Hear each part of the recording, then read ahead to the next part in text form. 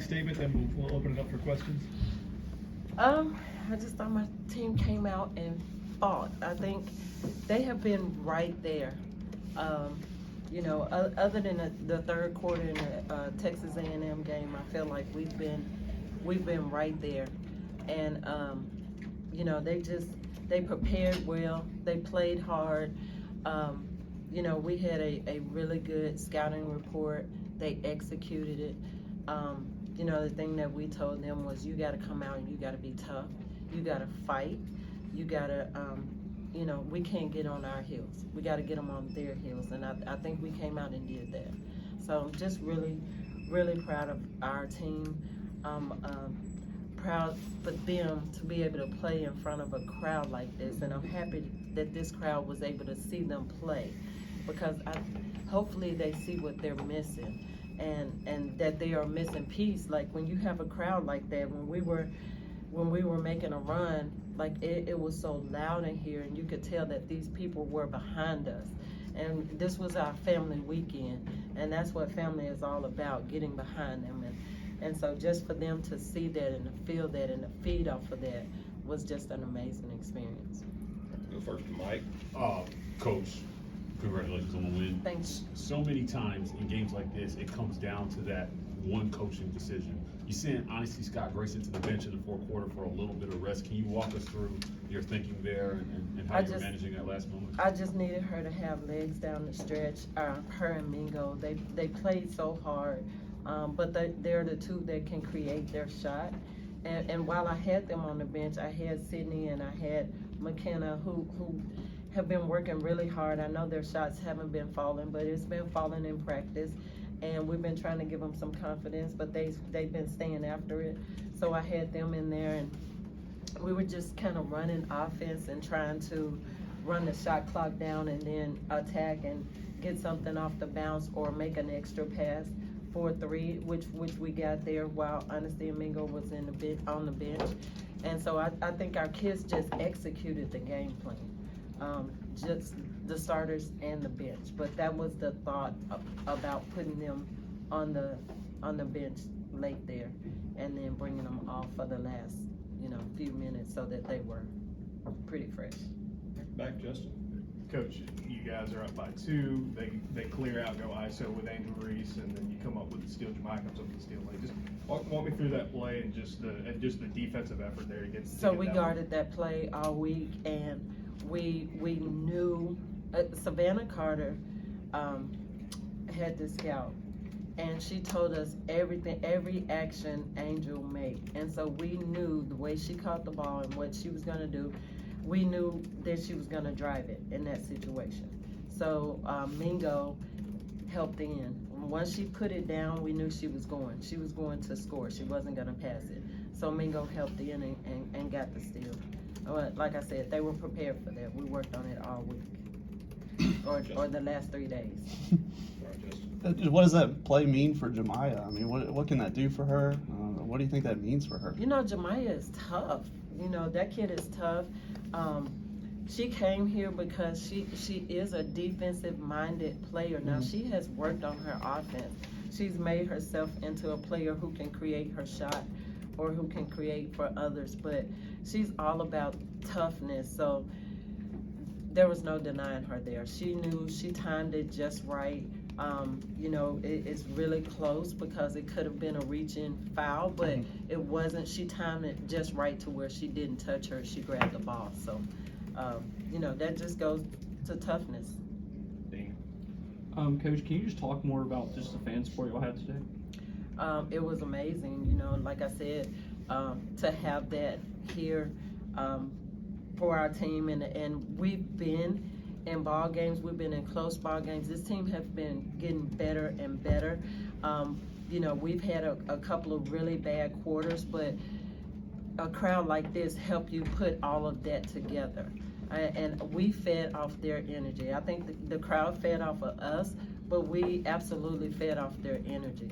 And so it hopefully it gives them some excitement and let them know that, hey, we have a really good women's basketball team here in the making. Like, we still have a ways to go, but we're making progress. So come and support.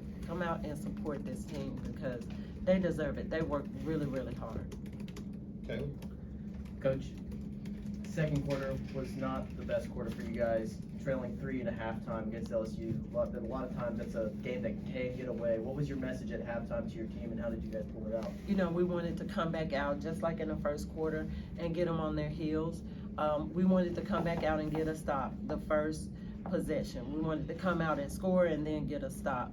And we just kind of broke it down there, just right there, instead of just, you know, come out, we have to do this, that, or the other. We have to score, we have to get a stop and get the ball back. And we just kind of broke it down and they executed. This team was really focused and they just executed the game plan. We've been planning for 3 days, and like I said, it wasn't anything magical. It was just, this is what we're gonna do. You have to get it done. Everybody have to do their job. We have to have 5 people going to rebound. You have to box out. My 5s may not get a lot of rebounds. They're gonna be boxing out. You guards gotta go get it.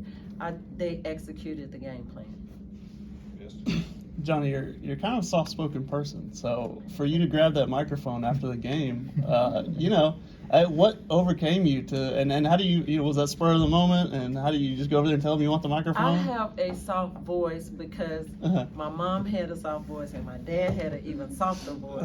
So I was blessed with a soft voice, but I don't know. Sometimes it just comes. It just, you know, I just felt it. You know, my players say, you know, your voice is soft until you get mad, or I guess until you get really, really happy. I was excited. I was excited for this crowd. I was excited for this basketball team. And you really felt the need to tell Yes. them come back. Absolutely. Coach, just the spotlight of this game, right? I mean, with LSU coming off the national championship run, I think it was the first game on ESPN in 20 years. How did you guys talk about that as a team, as how to kind of handle the national stage, or was it just kind of come in and we're going to play Auburn basketball like we do any other? Both. We talked about both. We knew it was a national, you know, we knew how big it was. Our players knew that, you know, that it was going to be a big crowd. You know, we wasn't sure how much of this crowd was coming to see us or how much was coming to see LSU. But what we wanted to do is make an impact on the crowd. We want to make sure they come back to see us. So it doesn't matter if they're coming. So it doesn't matter that they're coming to see LSU or who they're coming to see. Make them come back to see you.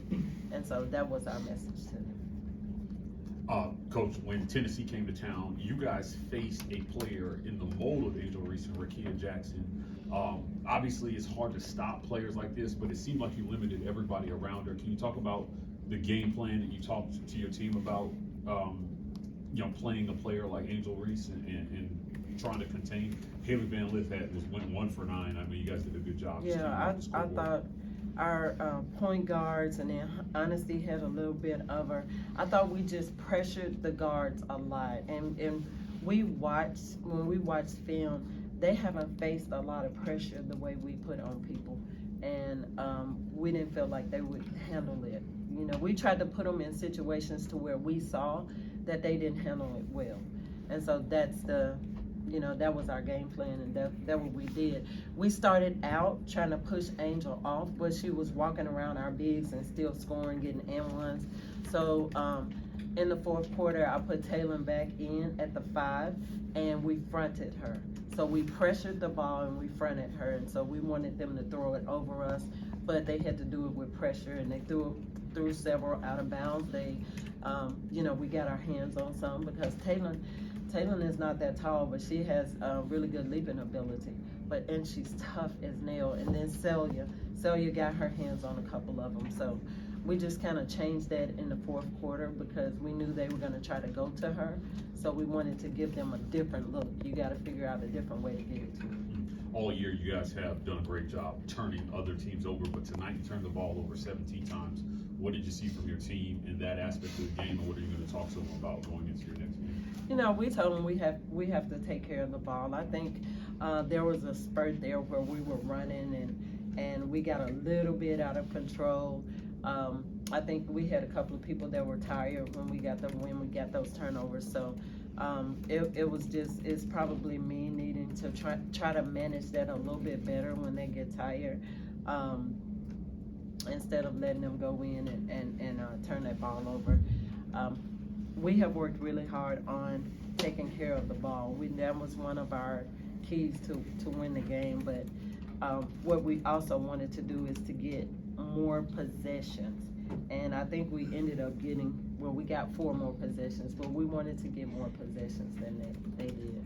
And we wanted to pick our spots when we're running. And so I think, Mingo and Marshawn bring a different look. So Mingo is more controlled. Marshawn, she's looking to push it, and sometimes that's a turnover, but it's also wearing people out. And so during that time when we were running, and even though we had some turnovers, I think we were making them tired. So toward the end of the game, their shots were short. Anything else for Coach?